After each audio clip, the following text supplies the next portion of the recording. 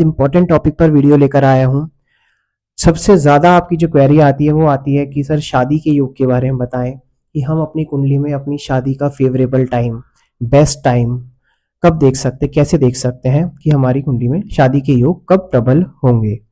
तो उसी के लिए वीडियो है और आपको मैं प्रॉमिस करता हूँ अगर आपने इस वीडियो में बताए गए कॉन्सेप्ट को समझा तो आपके लिए ये प्रिडिक्शन बहुत ईजी हो जाएगी और इसके बाद आप अपनी या किसी और की भी प्रिडिक्शन बहुत आसानी से कर पाएंगे शादी के लिए। तो ज़्यादा चीज़ों को कॉम्प्लिकेट नहीं करेंगे और बहुत आसान रखेंगे चीज़ों को। जो जो चीज़ें देखनी है मैं आपको बताता रहूँगा, आप नोटबुक लें, पेन लें और उस चीज़ को नोट करते रहें।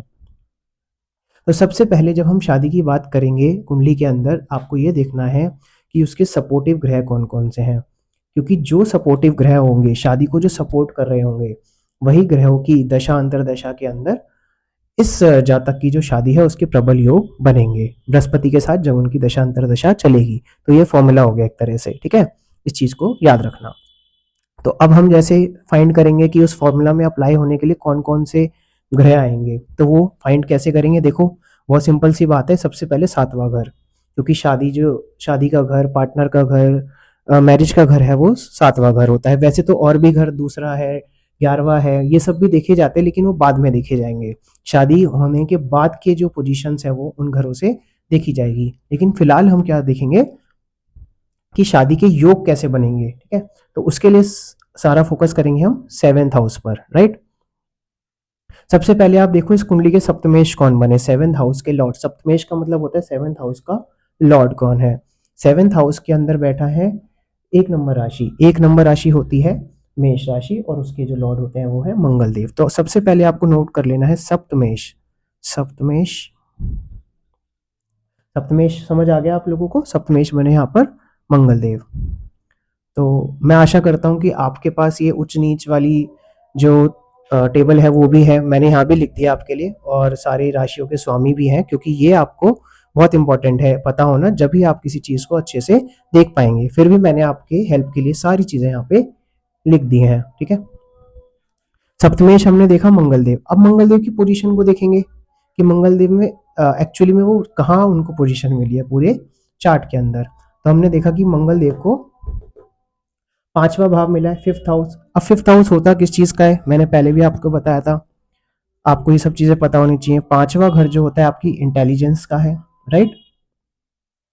और जो आप इंटेलिजेंस भी इन द सेंस जो आपने एजुकेशन ली, उससे आपको कितना ब्रेन डेवलप हुआ, कितनी इंटेलिजेंस आपके अंदर आई, स्पेशली उस चीज के लिए 5th हाउस देखा जाता है।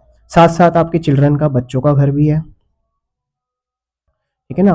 और इष्ट देवता जो होते हैं आपके इष्टेश, उसका भी घर 5th हाउस है। एंड रोमांस का हाउस भी पांचवा घर है। तो अच्छा भाव मंगल देव को मिला है, तो मंगल देव इसमें बने सपोर्टिव, ठीक है ना। मंगल देव सपोर्टिव ग्रहों की, प्लैनेट्स की लिस्ट में आ गए इस कुंडली के अंदर। चलो अब नेक्स्ट देखो कि उस घर के अंदर कौन कौन से ग्रह दूसरे हैं। 7th हाउस में शुक्रदेव भी हैं, चंद्रदेव भी हैं। अब देखो शुक्रदेव की पोजीशन, शुक्रदेव जो है एक नंबर मेष राशि में बैठे हैं, जो कि उनकी शत्रु राशि हो गई। तो हम शुक्रदेव को बोलेंगे कि वो नॉन सपोर्टिव हो गए। शुक्रदेव से के दशा में या अंतरदशा जब आएगी बृहस्पति के साथ, तो उस केस में कोई ना कोई मैरिज के जो है हो सकता है रिश्ते आए भी, पर वो टूट सकते हैं, तो उसको भी हम छोड़ देंगे। लास्ट चीज है चंद्रदेव को देखो। चंद्रदेव क्योंकि वो भी 7th हाउस में बैठे हैं, चंद्रदेव की पोजीशन है एक नंबर मेष राशि में। चंद्रदेव और मंगलदेव जो है वो फ्रेंडली हैं, तो चंद्रदेव भी अपनी मित्र राशि में है, तो इसमें बनेंगे सपोर्टिव ग्रह। तो हमने चंद्रदेव को भी सपोर्टिव प्लैनेट्स की लिस्ट में यहाँ पे डाल लिया। तो हमने मेन कौन से निकाले, अब एक तो मंगल जो सप्तमेश खुद है, और दूसरा चंद्रदेव निकाले। ये दो ग्रहों की जब अंतरदशा चलेगी, किसके साथ, बृहस्पति के साथ, क्योंकि जो बृहस्पति होते हैं वही आपकी शादी कराते हैं, जो कारक होते हैं ना शादी कराने के, वो बृहस्पति देव है, ठीक है ना। और बृहस्पति देव की जब भी दशा आएगी, और उनके साथ अब अंतरदशा आप देख लो किसकी, मंगल की, चंद्र की, जब भी इन ग्रहों की अंतरदशाएं चलेंगी तो उस टाइम बहुत ज्यादा स्ट्रॉन्ग प्रबल योग इस कुंडली के हिसाब से इस पर्सन के बनेंगे। तो आई थिंक आपको ये चीज समझ आई है, ठीक है।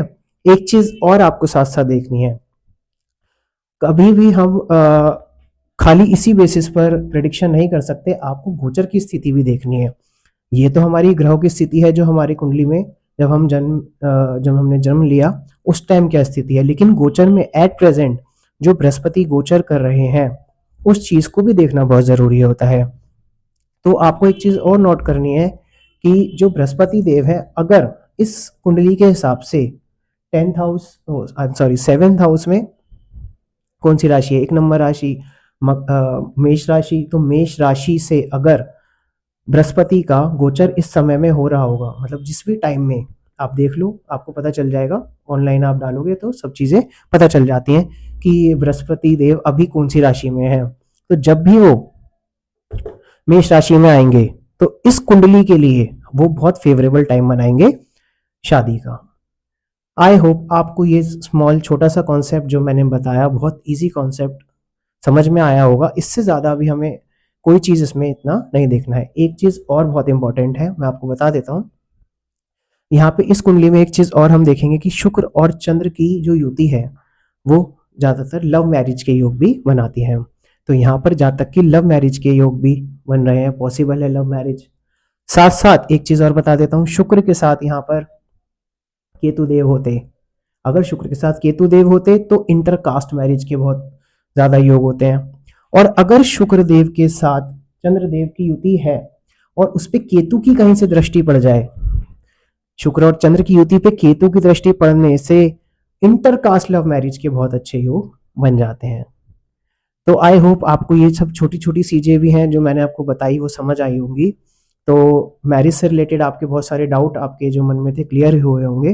तो आप भी इस कॉन्सेप्ट को लगा के देखो अपनी कुंडली पर, किसी और की कुंडली पर, और जो भी आपको रिजल्ट्स मिले या जो भी आप कुछ पूछना चाहते हैं तो मुझे कमेंट करके ज़रूर बताएं। और इसको शेयर करें वीडियो को सब लोगों के साथ, ताकि वो भी अपने लाइफ को अच्छा बना सकें, अपने योगों को देख सकें और चीज़ों को ठीक से समझ सकें। तो thank you so much for watching the video. Hare Krishna.